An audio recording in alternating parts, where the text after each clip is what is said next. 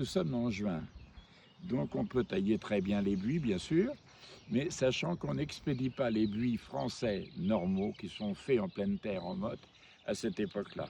On commence le 10-15 septembre s'il a plu, mais on arrête tout à fait début mai, vraiment, hein, parce qu'il y a du danger à les transplanter, c'est pas la peine.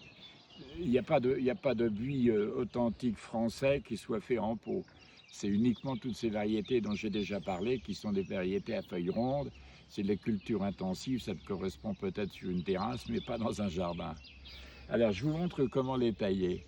Vous prenez toujours votre cisaille à l'envers, parce que déjà, ça vous donne un peu comme une forme de cercle. Et vous taillez le poids, vous ne cherchez pas, vous taillez le poids de votre cisaille. Je ne cherche rien. Je laisse tomber, je taille, je laisse tomber, je taille, je laisse tomber, je taille. Voilà, c'est ça qui va vous donner la pousse de l'année et que vous allez tailler.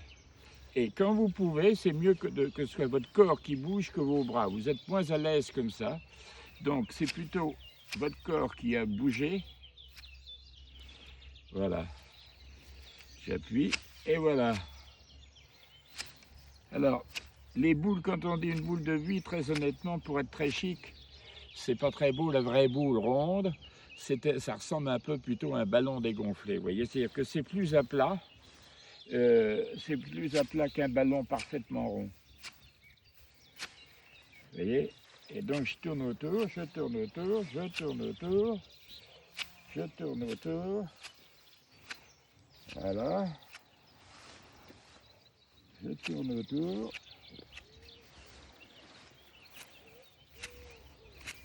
Et voilà. Alors, pour moi, c'est la pré-taille que nous faisons en pépinière 1 à 2 fois par an. Évidemment que chez vous, quand vous allez tailler plus intensément, ça va se resserrer un petit peu. Mais déjà, celle-là, avant de vous l'expédier au mois de septembre, elle aura été retaillée une 2e fois, donc elle sera très dense, si vous voulez.